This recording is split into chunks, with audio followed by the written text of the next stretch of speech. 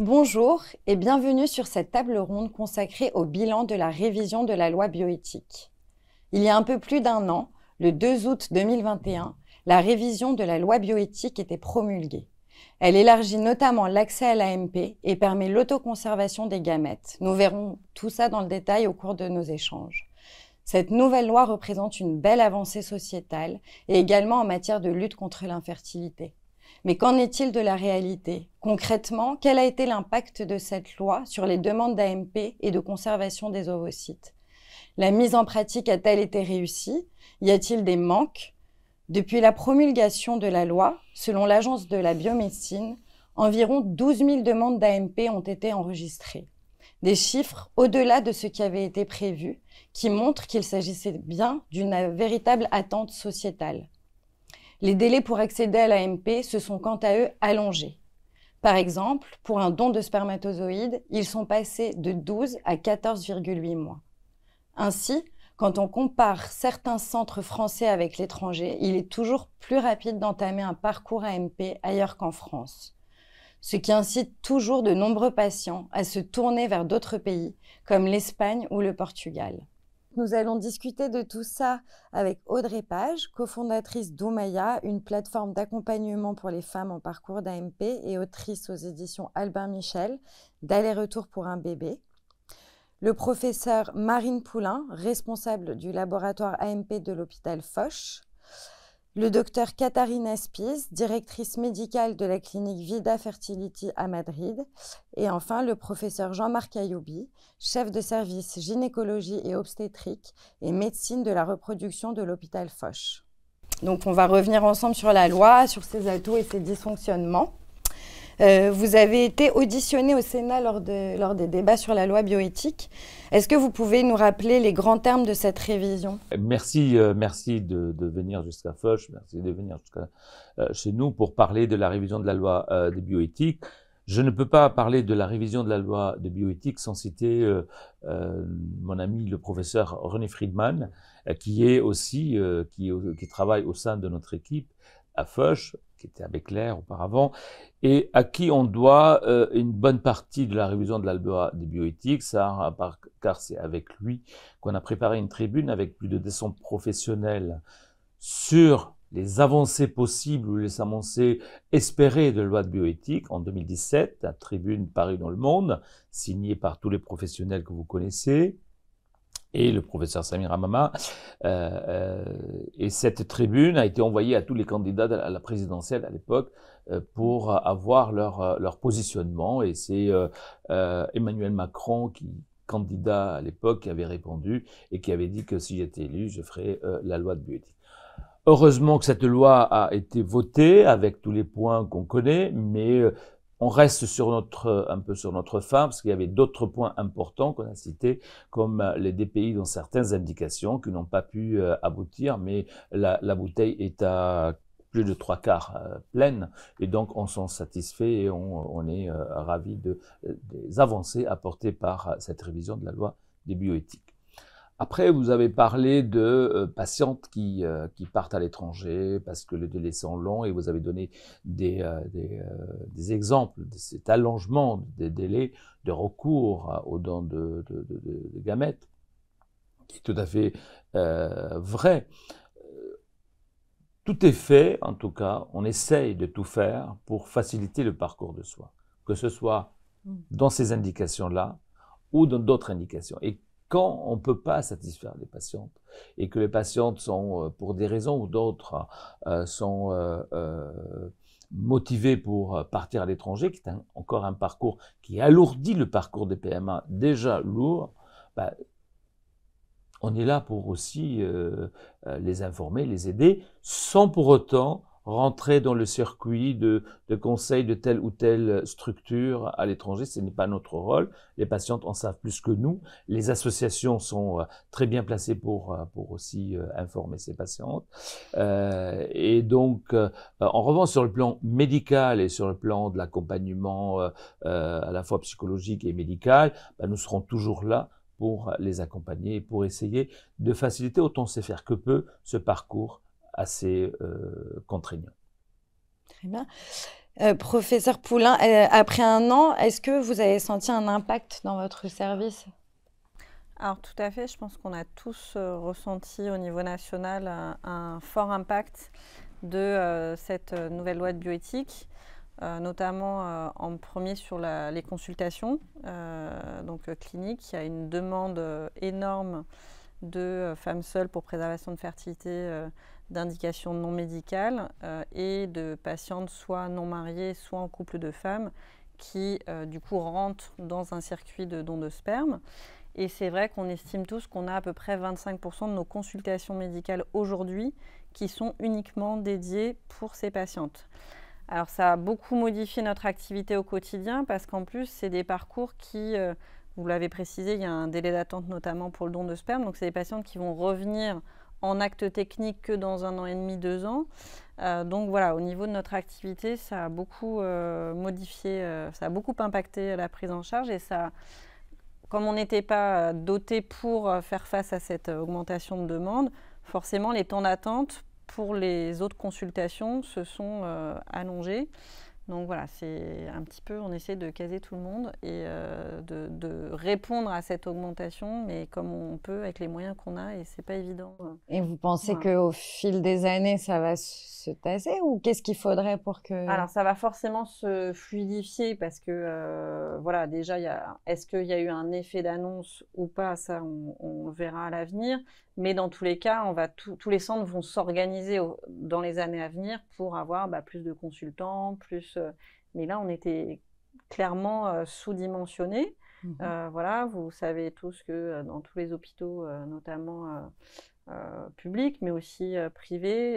Le nerf de la guerre, c'est le personnel médical. Et il fallait des praticiens formés qui soient avec les budgets pour engager ce personnel médical pour augmenter cette force de consultation. Et voilà, en 1 an, on n'a pas pu faire face correctement. Donc on fait au mieux, mais on a bien conscience que pour les patientes, c'est effectivement compliqué. Et ça crée un petit peu des tensions, puisque les gens ont l'impression qu'il y a des différences entre certains parcours, ce qui n'est pas forcément le cas. Voilà. Et justement, la question de savoir s'il faudrait ouvrir le don de gamètes et d'autoconservation de gamètes en dehors d'une indication médicale au centre privé, est-ce que ça pourrait permettre de fluidifier ces parcours? Clairement, je pense que les centres qui sont autorisés eux-mêmes ont mis le warning sur leur incapacité à faire face à cette autoconservation. Nombreux centres ont fait la demande d'autorisation. Après, c'est les ARS qui donnent ou non les autorisations, mais c'est sûr qu'il va falloir ouvrir d'autres centres. Certainement ouvrir aussi aux centres privés. Plus de la moitié des centres d'AMP en France aujourd'hui sont privés, donc il y a une inégalité effectivement entre le public et le privé sur cette pratique qu'on fait tous au quotidien de la congestion d'ovocytes dans le cadre d'un projet de couple. Donc c'est pas un problème technique et de savoir-faire, c'est pour le coup vraiment un problème d'organisation territoriale.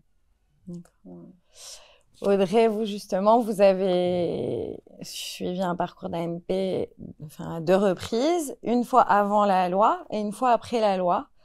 Est-ce que vous pouvez nous raconter, nous expliquer pourquoi la deuxième fois aussi, vous avez dû partir à l'étranger? Alors, la première fois avant la loi, j'étais hors la loi, très clairement. La raison pour laquelle j'avais fait cette demande, c'est parce que c'était donc par définition pas autorisé en France. Donc j'ai traversé la frontière pour assouvir mon désir de famille, tout simplement parce que j'étais célibataire. Et j'ai eu, après beaucoup de tentatives, j'ai eu une petite fille qui va avoir 3 ans, et par double don de gamètes, donc ovocytes spermatozoïdes, donc de toute façon pas du tout, qui ne s'inscrit de toute façon pas dans la loi française. Voilà. J'avais de toute façon l'intention d'avoir un deuxième enfant, et il se trouve que ma deuxième petite fille, qui a 4 mois, est une sœur génétique de sa grande sœur. Donc pour moi, c'était assez important. Elles sont sœurs génétiques, je trouve que ça les rend fortes dans cette histoire qui est très atypique. Oui, j'en ai conscience. En fait, surtout, moi, ce que j'ai vu, c'est le nombre de personnes qui traversaient la frontière, le nombre de Françaises et de Français, parce qu'il y a aussi des couples, qui traversaient la frontière pour aller, en l'occurrence, en Espagne. Moi, j'étais à Barcelone. Et ça m'a vraiment stupéfaite. Je me suis dit qu'il y avait vraiment énormément de gens qui n'arrivaient pas à trouver de possibilités en France, malheureusement. Et comme l'a dit tout à l'heure le professeur Ayoubi, en fait, ça alourdit le parcours santé de la patiente, bien sûr, mais ça le rend aussi plus rapide. Voilà. Donc c'est à double tranchant, c'est-à-dire que c'est plus lourd puisqu'il faut voyager dans un pays qui n'est pas le nôtre, avec du coup une somme d'argent évidemment à payer, et puis tout ce qu'on connaît de l'inconfort de ne pas être chez soi, mais aussi on va plus vite, et notamment pour tout ce qui est don de gamètes. Donc on a parlé du don de spermatozoïdes là, mais il y a aussi beaucoup le don d'ovocytes, et il me semble que le gros sujet à venir, c'est aussi le don d'ovocytes, puisque les femmes ont des enfants de plus en plus tard, et du coup avec des ovocytes qui ne sont pas forcément adéquates pour avoir des enfants tard. Elles ont besoin d'un recours. Alors, est-ce que vous pouvez nous rappeler dans quel cas, justement, pour rebondir, on peut avoir recours à un don d'ovocytes pour concevoir un enfant? Donc, en Espagne, il n'y a pas de limitation légale pour faire un traitement avec le don d'ovocytes. Donc, c'est possible pour les femmes célibataires, dans ce cas, le don d'ovocytes et don de sperme, pour les couples de femmes et aussi pour les couples hétérosexuels. D'accord? Il n'y a pas de limite d'âge, donc il n'y a pas de limite légale pour l'âge, mais ça dépend après de chaque clinique. Donc chaque clinique pose un peu un âge limite vers 50, 51 ans pour définir un peu ce qu'on peut offre pour les patientes. Et en France, du coup? Alors, en France, il n'y a pas de... Effectivement, les femmes seules, les couples de femmes et les couples hétérosexuels peuvent bénéficier d'un don d'ovocytes, mais ça s'inscrit dans un parcours d'inscription dans un centre autorisé, un centre SECOS, et bien sûr, derrière, avec le délai d'attente après l'ouverture du dossier. Et c'est vrai que vous l'avez bien dit, les femmes arrivent de plus en plus âgées à l'AMP. Ça, c'est sociétal. C'est comme ça. Tous les ans, notre moyenne d'âge dans les bilans, elle est tous les ans plus élevée. Et c'est vrai qu'il y a un moment où on est bien obligé de parler à nos patientes aussi des possibilités à l'étranger, puisque quand on sait que attendre en France, ça va être une perte de chance énorme par rapport à la réserve ovarienne de la patiente. On se doit de dire à la patiente quand même que, moyennant finances quand elles peuvent, elles auront un parcours plus compliqué en termes de logistique, mais elles auront beaucoup plus de chances de grossesse et plus rapidement à l'étranger, même si on aimerait pouvoir leur offrir ce soin en France. Alors en plus, elles sont remboursées à hauteur de la nomenclature française par la Sécurité sociale sur leur prise en charge à l'étranger, depuis que c'est autorisé. Je pense que vous l'avez très bien dit, c'est une perte de temps pour certaines patientes que de rester en France, et le temps est précieux en fait, dans ce parcours très très précieux. Je me permettrais juste de rajouter par rapport à vos propos le fait que de bénéficier d'un don d'ovocytes quand ça ne marche pas avec ses propres ovocytes, ça permet aussi peut-être d'avoir un deuxième enfant, ce qui était mon cas, quand on en veut un deuxième. Et pourquoi pas un troisième? Enfin, moi, ce ne sera pas mon cas, mais voilà, pourquoi pas un troisième? En tout cas, de faire famille au sens large du terme. Oui, parce que parfois avec ses propres ovocytes, si on est sur une réserve ovarienne un petit peu limite, effectivement, si déjà on a la chance d'avoir une naissance vivante, c'est pas dit que 2 ans plus tard ou même 1 an plus tard, on puisse avoir de nouveau cette chance. Voilà. Docteur Spies, est-ce que vous avez vu le nombre de patientes françaises diminuer depuis que la loi elle est passée? Non, pas du tout. On n'a pas l'impression que ça a diminué.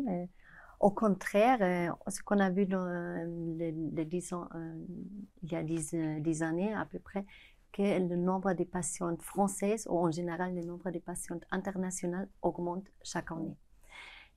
Moi, je pense que c'est possiblement parce que le profil des patientes qui viennent habituellement à Espagne pour faire le traitement avec le PMA, c'est des patientes qui cherchent des techniques un peu plus spécialisées qui peut-être ne sont pas possibles en France. Par exemple, la FIF avec le DPI ou la technique pour sélectionner les spermatozoïdes ou le même don d'ovocytes. Donc, les patients cherchent les techniques un peu plus spécialisées. Et à notre grand avantage, c'est la liste d'attente. On n'a pas de délai. C'est combien de temps? C'est pour un don d'ovocytes, c'est à peu près 6 à 8 semaines, mais c'est réellement le temps qu'on a besoin pour organiser le traitement. Donc, pour chercher la donneuse, pour synchroniser le cycle de la patiente avec le cycle de la donneuse et pour organiser tout. Donc, c'est assez rapide. D'accord. Mais justement, il y a cette histoire de délai, mais il y a aussi, par exemple, le fait que le DPIA soit pas autorisé en France et c'est pas passé avec cette révision de loi. Est-ce que vous pensez que ça joue aussi? Alors, ça joue effectivement certainement, parce que sur des patientes où, au bout d'un moment, on n'a plus de technique à proposer et où on suspecte vraiment qu'il y a un taux d'embryon anormalement déséquilibré au niveau des chromosomes, c'est vrai que il faut faire un moment la balance entre l'épuisement psychologique qu'on impose aux couples avec des échecs répétés et les adresser rapidement vers un centre qui est autorisé pour le dépistage des aneuploïdies embryonnaires, donc les déséquilibres chromosomiques, qui vont donner lieu à soit pas d'implantation, soit une fausse couche. Et c'est vrai que même si on est content parce que la bouteille est remplie aux 3/4, comme l'a souligné le professeur Ayobi, le diagnostic préimplantatoire des aneuploïdies, c'est un gros manquement dans cette révision de la loi de bioéthique. On s'est tous vraiment battus pour que ça passe sur cette dernière révision de la loi de bioéthique, tous les professionnels d'AMP. Et ça a été, je pense, très très mal relayé. Il y a eu une incompréhension autour de cette technique. On nous a vraiment pris pour des savants fous. On nous a dit que c'était de l'eugénisme, alors que c'est pas du tout le but de la technique. Le but de la technique, c'est d'éviter une non-implantation ou une fausse couche. Voilà, ça, je pense, ça a été cristallisé le débat autour de ce tri d'embryons qui pourrait donner lieu à des naissances viables avec un déséquilibre chromosomique, et c'était absolument pas ça le débat. Et encore une fois, on laisse le choix aux patientes après l'implantation. Donc pourquoi est-ce qu'on ne leur laisse pas le choix avant l'implantation? Voilà, mais malheureusement, je pense qu'on n'a pas été très aidés au niveau compréhension et la façon dont ça a été relayé, je pense, dans les débats politiques. Voilà. Peut-être que dans la prochaine révision, dans 10 ans, nous aurons le droit. Alors après, ça ne résout pas tous les problèmes des pays. Il faut aussi remettre ça, je pense, c'est important, parce que la façon dont, comme on a beaucoup poussé pour que ça soit voté, il y a eu un moment, un raccourci entre si je veux une naissance vivante, le DPIA amenait plus de naissances vivantes par cycle. C'est faux. On ne modifie pas le potentiel des embryons. Donc, par ponction, vous avez le même nombre de naissances vivantes. Simplement, on va éviter de transférer des embryons qui ne donneront rien avec tout cet épuisement vraiment des couples et ce lourd parcours et ce temps d'attente des couples. Donc, faut aussi bien remettre les choses dans leur contexte. Ça n'améliore pas les taux de naissances vivantes par cycle. Exactement. Moi, je pense que ça peut aider aussi pour les patientes qui sont un peu dans les limites de l'âge pour faire un cycle avec les ovocytes propres ou pour changer à le don d'ovocytes, pour les aider avec la décision. Parce qu'ils ont déjà fait plusieurs cycles avec le DPI. On voit que, par exemple, de 10 embryons, on n'a aucun embryon euploïde, donc sans altération chromosomique. Ça aide pour prendre la décision et pour changer. Oui, c'est sûr que c'est une réponse supplémentaire médicale pour faire accepter une alternative thérapeutique au couple, c'est sûr. Et au niveau du manque de dons de gamètes qu'on a en France, ce qui fait que ça contraint aussi à des longs délais d'attente, pourquoi le don de gamètes et notamment le don d'ovocytes est plus important en Espagne? Donc, ça, je pense qu'il y a plusieurs raisons. Pour commencer, en Espagne, il y a une grande culture de dons d'organes. Je pense que l'Espagne, c'est des pays mondiaux, le premier pays pour le don d'organes. En général. En général. Et aussi pour donc, le don de gamètes. C'est un processus très bien contrôlé. On a déjà beaucoup d'expérience parce qu'on a commencé il y a à peu près 30 ans avec le don d'ovocytes. Donc, c'est un processus qui est très bien contrôlé à niveau national. Tous les examens qu'on doit faire pour le donner sont contrôlés à niveau national. C'est bien réglé ce qu'on doit faire et ça nous donne une sécurité. Donc, pour les patientes, parce qu'il peut être sûr qu'on fait tous les examens nécessaires pour les donneuses, mais ça nous donne aussi une sécurité pour la donneuse parce qu'elle sait qu'on va le traiter bien, que tout est bien contrôlé et qu'elle est dans les bonnes mains pour le faire. Donc, comme ça, on a disponibilité de plusieurs donneuses, la disponibilité des femmes jeunes pour donner les ovocytes augmente parce qu'elle peut être sûre que tout est bien contrôlé à niveau de la clinique, mais aussi à niveau légal. Un autre avantage, c'est que tout ça, c'est anonyme. Donc, c'est un processus anonyme. Et ça augmente la disponibilité des femmes jeunes parce que c'est simplement un don. Donc, la donneuse ne sait pas si on utilise après les ovocytes ou pas. Elle ne sait pas s'il a des bébés nés de son don. Donc, ça fait comme un peu de distance et vraiment, c'est un don. Donc, ça augmente la disponibilité. Et donc, tout ça, donc, si on a une meilleure disponibilité des donneuses, donc, on diminue la liste d'attente, on diminue le délai pour faire le traitement. Et je pense que ça, donc, entre le processus bien réglé, bien rodé et la disponibilité de la donneuse, c'est le grand avantage d'Espagne.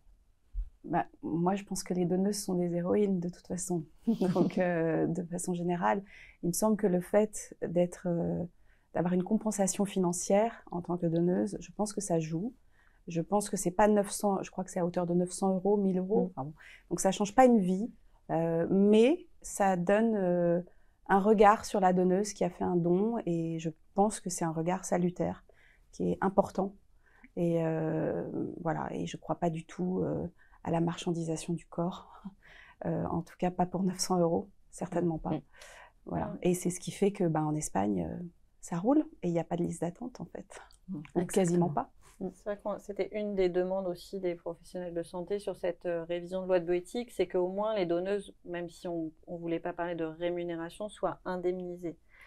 C'est vrai que là, à l'heure actuelle, même les indemniser de leurs frais, donc c'est-à-dire qu'elles posent des journées de congé pour venir faire cet acte, le monitorage, les consultations, la ponction. C'est un acte qui n'est pas anodin, c'est 10 jours environ d'injection d'hormones, une ponction qui reste un geste chirurgical. Et rien que les rembourser de ces frais, c'est la croix et la bannière. Donc on estimait que voilà, la moindre des choses, ce soit au moins qu'elles soient indemnisées. On est d'accord que voilà, le but, c'était pas de faire comme dans certains pays où, selon votre niveau d'études, vous avez une rémunération qui est plus ou moins élevée pour votre don d'ovocytes. C'était pas l'idée, mais je pense que ça faciliterait effectivement grandement. Voilà, c'est l'État qui est pour le coup en France totalement altruiste parce que alors il y avait peu de campagnes d'information jusque-là. Donc, pareil, on espère que l'Agence de la biomédecine va plus communiquer. Alors, ça a été le cas, il y a eu plus de campagnes d'information cette dernière année. Mais donc, je pense qu'il y a une méconnaissance des patientes, enfin des femmes en général, qu'elles peuvent donner leurs gamètes, la façon dont ça fonctionne, et au moins de pouvoir indemniser ces femmes voilà, qui font vraiment une très belle action et qui le prennent sur leur temps personnel, sur leur vie personnelle. Donc ça, c'est vraiment important qu'on avance là-dessus. Et sur l'anonymat, justement, puisque le Dr Spies disait que, bah oui, forcément, là-bas, c'est anonyme. Nous, c'est plus le cas. Enfin, alors, ça l'était jusque, du coup, la révision de la loi de bioéthique 2021. Les donneurs et les donneuses ne savaient pas non plus s'il y avait des enfants issus de leurs dons. Et on leur a toujours dit qu'il n'y aurait pas d'accès aux origines possibles des enfants nés par leurs dons. Donc ça a été modifié. Alors, ce n'est pas une levée d'anonymat, c'est un accès possible à ses origines de l'enfant à sa majorité issue d'un don. Donc, à partir de 18 ans, un enfant issu du don pourra saisir une commission et demander à avoir accès à des données soit identifiantes, soit il peut demander juste des données non identifiantes sur son donneur ou sa donneuse. On craignait effectivement, même si je pense qu'on était tous pour cet accès aux origines des enfants, parce que c'est aussi très important que les enfants issus du don, je pense, puissent ne pas être dans un secret total, enfin confrontés à un secret total. On craignait aussi que le revers de la médaille, ce soit moins de donneurs et moins de donneuses. Alors l'année dernière, c'est pas ce qui a été constaté, puisqu'on a eu même un petit peu plus d'hommes qui se sont présentés pour donner leur sperme. Là, ce qui coince vraiment actuellement, c'est que cette vague de consultation à la fois du coup des nouveaux donneurs et des patientes et des couples qui veulent avoir accès à des dons, fait que les sécos sont en incapacité logistique de répondre à ces demandes. Mais voilà, c'est le problème pour l'instant, il n'est pas sur un manque de donneurs ou de donneuses, parce qu'on a eu finalement un petit peu plus de donneurs et de donneuses. C'est qu'il faut recevoir ces gens en consultation et organiser tout le don derrière, et que pour l'instant, les sécos ne sont pas dimensionnés pour. Voilà. Au niveau de l'anonymat, vous auriez souhaité que ce soit possible pour vos filles ou pas spécialement? Alors, en tant que parent, pas du tout. Je vais être assez claire. Parce que voilà, ça me convient très bien comme ça. Après, je suis convaincue que mes filles voudront avoir accès à leurs origines et je les aiderai dans cette démarche. Je pense que c'est important, même si c'est complètement interdit en Espagne. Moi, je crois beaucoup aux tests ADN récréatifs. Il y en a plein aujourd'hui qui existent et demain, il y en aura encore plus et ça coûtera probablement très peu d'argent que de les faire. Et je ne crois pas forcément qu'on retrouvera les donneurs, mais en tout cas qu'on pourra trouver, on va dire, des demi-cousins, des demi-frères et sœurs génétiques. Je crois au Facebook de la génétique. Voilà. Après, par rapport à tout ça, cette histoire d'anonymat, etc., je pense qu'il y a un sujet d'éducation à faire, qui est très important. Moi, on me dit souvent, très souvent, on me parle du père et de la mère de mes enfants et ça me hérisse le poil parce que la mère, c'est moi, et il n'y a qu'un seul parent et les donneurs n'ont absolument pas vocation à être parents. Ils n'ont pas donné leur gamète pour être parents, ils ont donné leur gamète pour aider quelqu'un ou un couple à être parents. Ça n'a rien à voir. Et je pense qu'il y a vraiment ce problème d'éducation et il faut... Je crois que c'est un sujet sociétal là-dessus, parce qu'il y a énormément d'enfants issus de dons de gamètes, beaucoup plus qu'on l'imagine. Il y a beaucoup de gens qui n'en parlent pas, mais il y en a beaucoup. Donc, moi, maintenant que j'en parle très librement, du coup, il y a beaucoup de gens qui s'adressent à moi en disant « moi aussi, mais je ne l'ai pas dit, ça reste entre nous, etc. » Bon, pas de problème, évidemment, ça reste entre nous. Mais donc, il me semble qu'en revanche, que les gens disent encore « et qu'est-ce que tu vas lui dire au sujet de son père ?» Moi, je dis, mais en fait, il n'y a pas de père. Enfin, dans mon cas, il n'y a pas de père. Donc, je ne vais rien dire au sujet du père. Je vais parler du donneur, en revanche. Et ça n'a rien à voir, mais rien à voir. Parce que si on commence à dire un père, l'enfant, il va chercher toute sa vie son père. Oui. Et ça, il me semble que psychologiquement, même si je ne suis pas psy, il me semble que c'est très déstabilisant. Donc voilà. Et je crois que dans d'autres pays, on ne fait pas du tout cet amalgame. Donc, je crois que c'est un peu un truc franco-français. Un manque d'éducation, tout simplement. C'est ce qui ressortait effectivement, parce que les associations d'enfants issus de dons qui ont beaucoup milité pour cette levée d'anonymat, donc qui n'est pas une levée d'anonymat mais un accès aux origines, effectivement on se rendait bien compte que souvent c'était le tabou et le secret qui avaient mené à cette revendication, et que effectivement c'est une question plus d'éducation et c'est l'affaire des parents.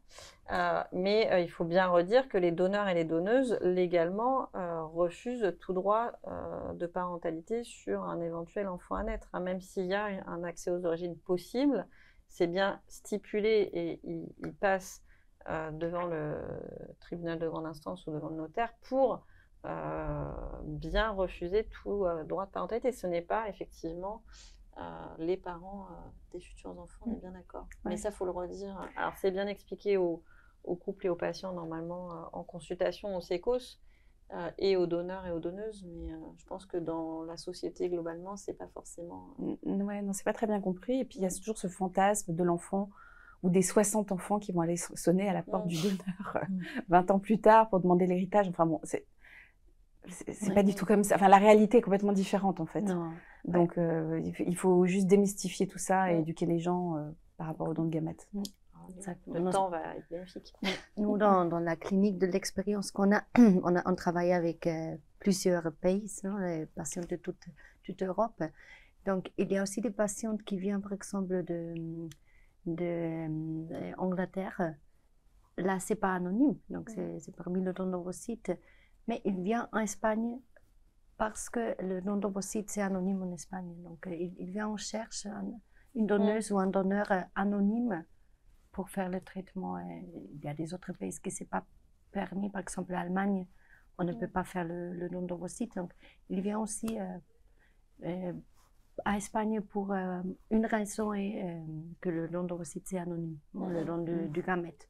On peut choisir avec les autres pays, c'est pas anonyme, mais beaucoup de patientes finalement cherchent un don anonyme. Simplement parce qu'ils sont des parents. Hein. Donc la patiente et la mère, le patient, si c'est un couple, donc elle est père, ou il y a deux mamans, donc c'est aussi. Donc, et la donneuse, vraiment, c'est un don, hein, c'est anonyme. Et il faut aussi, je pense, rappeler aux femmes qui bénéficient d'un don et qui vont porter leur enfant qu'il y a aussi, voilà, il n'y a pas que la génétique, il y a aussi tout ce qui est épigénétique et que la grossesse va aussi impacter et modeler beaucoup de choses, notamment sur l'expression des gènes, et que voilà, il faut pas juste se focaliser sur... Mais bon, c'est facile quand on est dans de l'autre côté de la barrière, et c'est plus difficile à accepter, mais je pense qu'il y a vraiment effectivement un travail d'information global, sociétal à faire là-dessus. Alors, les questions, je rajoute quelque chose par rapport à ce que vous dites. Les questions qu'on a souvent, parce qu'on a créé Oumaya, donc qui est une société, on facilite justement, on allège un peu ce parcours des femmes qui souhaitent notamment passer par des cliniques étrangères, espagnoles, portugaises ou tchèques. Et une question qui revient souvent quand il y a notamment un don d'ovocytes, c'est est-ce que je suis sûre que l'enfant va me ressembler ? Et en fait, bien sûr que non. Bien sûr qu'on n'est pas sûr. Même quand génétiquement. Voilà, mais même génétiquement. Et alors, vous n'êtes pas sûr qu'il va vous ressembler. Donc moi, on me pose souvent la question à savoir est-ce que mes filles me ressemblent ? Elles ne me ressemblent pas du tout. Moi, je dis souvent qu'elles sont beaucoup plus jolies puisque ça rassure en fait de dire ça, alors que non, absolument on s'en fiche, mais elles sont beaucoup plus jolies que moi au même âge, et j'aurais pas pu espérer mieux en tout cas. Mais elles me ressemblent pas du tout, elles sont très brunes, enfin bon, rien à voir, les cheveux bouclés pour l'aînée, enfin rien à voir. Et en tout cas, c'est quelque chose qui est vraiment très important, souvent pour les femmes, pour être sûres que c'est leur enfant, d'être sûre qu'il va leur ressembler. C'est assez étonnant, quoi. Donc voilà, il faut juste démystifier un petit peu tout ça, éduquer et lever le tabou qui est hyper présent encore, hein, qui est très très très présent. Enfin, nous, on le voit tous les jours avec Stéphanie. Alors ça va changer aussi, parce que maintenant, avec l'ouverture de la loi de bioéthique, voilà, je pense que les gens vont de plus en plus côtoyer en emmenant leurs enfants à l'école, ou des enfants qui n'ont qu'une maman, ou qui ont deux mamans, ou qui ont deux papas. Donc tout ça, ça va, on espère effectivement aussi évoluer. Est-ce que vous avez quelque chose à rajouter Peut-être un peu pour la sélection de la donneuse. Donc c'est vrai qu'on cherche toujours une donneuse le plus pareille à la patiente. Ça dépend de... J'imagine que ça dépend de chaque clinique. Pour les cliniques un peu plus petites, peut-être c'est plus personnalisé, parce qu'on travaille avec les photos, etc., que pour les grandes cliniques, peut-être on travaille avec les banques d'ovocytes. Mais de toute façon, on va chercher une donneuse le plus pareil. Hein. Mais oui, après, mais la d'ailleurs, génétique, je sais que la donneuse change, me ressemblait, mais il se trouve que mes filles, pas du tout. Mais c'est pas grave. En revanche, elles se ressemblent beaucoup entre elles. Elles sont identiques. Mais moi, ça me va très bien. Mais c'est vrai qu'il y a cette appréhension beaucoup la part voilà, des femmes qu'on reçoit chez Oumaya, et qui est une appréhension qui dit beaucoup plus que... qui dit est-ce que je vais vraiment être la maman? En fait, c'est ça le vrai sujet. C'est pas est-ce qu'elle va me ressembler, parce qu'on sait très bien qu'on peut avoir des enfants dans un lit avec un homme et que l'enfant ne vous ressemble pas du tout. Donc il y a cette histoire d'épigénétique qui est encore très très méconnue en France, en tout cas, dont on parle très peu.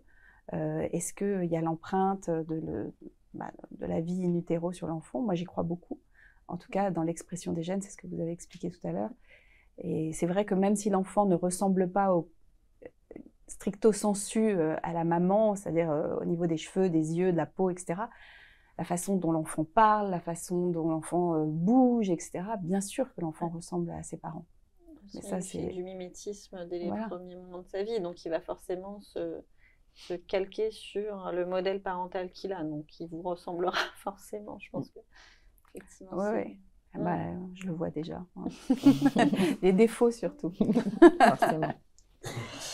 Est-ce que vous avez envie de faire un petit mot de la fin, professeur Poulain, pour aux personnes qui vont nous regarder, sur cette loi, sur les avancées, sur ce qui reste peut-être à faire? En étant synthétique. Oui, déjà, je vous remercie de continuer de parler de ce sujet qui reste un sujet d'actualité et je pense dont on n'a pas fini de discuter. Donc, même si on est vraiment conscient des grandes avancées, mais aussi des difficultés de mise en œuvre de cette loi de bioéthique, je pense que il faut avancer main dans la main avec les patientes et les associations de patientes. Voilà, je sais que ça crispe un petit peu en ce moment, les délais d'attente, les difficultés de prise en charge, mais je pense que tout le monde met tous les moyens qu'il peut à la disposition des patientes et c'est vraiment important, je pense, de le souligner et de le rappeler. Maintenant, on fait comme on peut en ce moment avec les moyens actuels qu'on a, même si on est tous en train d'évoluer, mais je pense que ça n'avait pas été anticipé à sa juste mesure et qu'on a vraiment été tous très étonnés du nombre de demandes très très très important de femmes seules, de femmes en couple qui souhaitaient bénéficier de cette possibilité de prise en charge en AMP. Et qui a vraiment, on l'espère grâce au plan fertilité ministériel aussi, il y a beaucoup de choses à faire. On a encore beaucoup de femmes qui imaginent que la fertilité, c'est jusqu'à la ménopause, comme si j'avais 25 ans. Et même quand on interroge des étudiantes sages-femmes, des gens qui sont quand même ont des études qui sont plus autour de la reproduction et de la fertilité, on est vraiment très très étonnés de cette je pense qu'on a un mécanisme qui nous met des œillères à toutes. L'impact sur la vie active actuelle. Les femmes font des carrières, donc on repousse nos grossesses. Il y en a encore énormément qui nous disent mais moi c'est génial la loi où j'ai des absences illimitées, mais je vais jamais pouvoir dire à mon employeur que je suis dans un parcours d'AMP parce que sinon mon boulot je lui dis au revoir. Donc ça, il y a un énorme travail, je pense, sociétal à faire par rapport à tout ça pour faciliter le parcours des patientes. C'est vraiment un parcours du combattant et voilà, et je pense qu'en travaillant avec les patientes et les associations de patientes, on pourra effectivement ajuster un petit peu au mieux les choses. Et on espère que on n'aura pas à attendre 10 ans pour d'autres évolutions.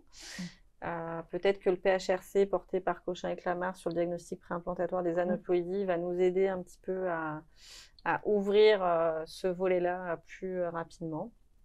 Voilà, on espère, on verra. Très bien, merci. Vous voulez ajouter quelque chose?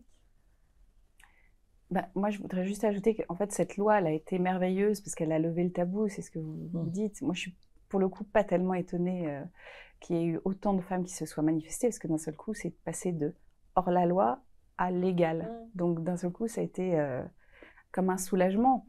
Et ça, c'est merveilleux. Et je trouve aussi merveilleux pour les professionnels de santé qui, avant, étaient hors la loi quand ils aidaient leurs patientes à aller à l'étranger. Maintenant, ils ne le sont plus. Donc ça déjà, c'est génial. C'est un point positif. Voilà, ça c'est super bien. Après, bon, voilà. Rendez-vous à la prochaine révision de la loi bioéthique. Je ne sais pas quand, mais probablement dans longtemps. Un truc qui est sûr, c'est que les femmes ne vont pas se remettre à faire des enfants à 20 ans, en moyenne, ça c'est sûr. Et bon, après, on peut trouver ça dommageable, etc. C'est un fait sociétal. Donc, il faut éduquer juste les femmes, c'est ce que vous avez dit, et il faut arrêter le mythe de la jeunesse éternelle, notamment au niveau de la fertilité. C'est-à-dire les célébrités ou les influenceuses qui tombent enceintes à un claquement de doigts à 45 ans, bah, il y a forcément très probablement, on va dire, une PMA derrière, voire un don d'ovocytes, etc. Et il n'y a rien de tabou à ça, en fait. C'est juste de ne pas le dire, ça crée le tabou. Bien sûr. Alors, il faut aussi préciser, je pense, aux femmes qui se dirigent vers la préservation de fertilité d'indication non médicale, que ce n'est pas une garantie de naissance vivante derrière, parce que je pense que ça, c'est pas assez expliqué. Les études montrent très clairement qu'il faut 15 à 20 ovocytes minimum pour assurer des chances certaines d'une naissance vivante. Parfois, on a des patientes, malheureusement, on découvre une réserve ovarienne qui n'est pas forcément au rendez-vous au décours d'une demande de préservation de fertilité au départ d'indication non médicale et qui passe sur du médical. On n'a pas toujours ce nombre d'ovocytes, surtout avec les délais d'attente qui sont ceux actuels, on n'arrive pas forcément à leur faire 2-3 cycles de préservation pour assurer ce chiffre-là. Alors, c'est à dissocier de la fertilité spontanée, mais il ne faut pas se reposer uniquement sur ces ovocytes congelés, je pense. Voilà. Peut-être faire plus de prévention aussi, on essaye. Nous, on est aussi là pour ça en tant que médias, on essaye d'en parler le plus possible. Mais c'est vrai qu'il y a encore beaucoup de médecins qui nous disent, voilà, il y a énormément de femmes, en effet, qui arrivent à 38 ans, je ne comprends pas. Donc, en effet, peut-être... Et le plan, justement, ministériel est axé sur aussi cette prévention. Donc, en parler, effectivement, lever le tabou et... La prévention, elle ne peut pas venir uniquement de la communauté médicale parce que parfois aussi, en consultation, c'est très mal vécu par une patiente qui n'est pas en projet pas en projet parental et à qui le gynécologue lui dit là, on va peut-être attention. Faire un petit bilan, attention. C'est vrai que c'est compliqué. Et certaines de le vivent, mais violemment. Hyper violemment. Donc, c'est toujours difficile de trouver la balance entre on va me reprocher de ne pas avoir prévenu. Et en même temps, parfois la prévention, ça peut aussi être impactant sur le vécu de la patiente. Donc il faut que cette prévention, elle se fasse par multiples canaux, et notamment la presse grand public, les médias, et voilà, parce que c'est pas pareil de lire un article dans le magazine mensuel et être chez le gynécologue nus en position gynécologique et qui vous disent là, ce serait bien de faire un petit bilan parce que vous n'avez toujours pas d'enfant, vous avez 40 ans, c'est pas terrible quand même. Ça devrait peut-être s'inscrire dans un parcours de santé de la femme plus global, peut-être, où la fertilité, on en parle limite des lycées, ça fait partie de quelque chose, des choses, savoir comment la préserver tout simplement. Mais jusque-là, quand on voulait intervenir au lycée, on nous disait non, c'est quand même pas leur problématique, ils sont jeunes, mais en fait, c'est dès le lycée qu'il faut... Ça veut pas dire qu'il faut avoir un bébé en terminale. On leur dit pas de tomber enceinte avant le bac, c'est pas, pas tout. Même si, c'est pas forcément... Mais non, c'est pas... je pense qu'il y a une... Parce qu'il n'y a pas que l'âge, c'est tout aussi une hygiène de vie qui fait que c'est important de le savoir aussi. Juste connaître son corps, en fait. Ça fait partie de la connaissance du corps de la femme. Mais au même titre que le dépistage du cancer du sein, quand on commence le cancer de l'utérus, j'ai reçu par courrier un bon, là, il y a très peu de temps pour aller faire un dépistage du cancer de l'utérus. Je trouve ça très bien. Et je ne comprends pas pourquoi on ne reçoit pas la même chose au début de la trentaine pour juste faire un bilan de fertilité. Et après, on y va ou on n'y va pas. Mais au moins, on sait que ça existe. Voilà, tout simplement. Et je pense que ça désengorgerait un peu les établissements à un moment crucial où la femme n'a plus le temps d'attendre, en fait. Et ça fait le perdre sujet, moins il de est- temps voilà, aussi aux voilà. couples ou aux femmes. voilà. Ça s'inscrit dans le plan fertilité actuel parce que derrière, il faut organiser où ces patientes, effectivement, elles vont être reçues et derrière, comment on gère ces résultats. Mais oui. Donc, ça ne sera pas fait du jour au lendemain, mais c'est sûr Non. que c'est dans les réflexions actuelles. J'imagine que c'est pas moi qui ai eu l'idée la première, mais en tout cas, je pense que ça serait très bien plutôt que les femmes se réveillent à 40 ans en pensant qu'elles sont hyper fertiles. Et malheureusement, c'est souvent pas le cas. Et la douche est très froide, quoi. Tout à fait. Merci à toutes d'avoir participé à cette table et j'espère que ça vous aura plu. Et voilà, je vous dis à très bientôt sur Magic Maman et merci beaucoup. Merci. Merci.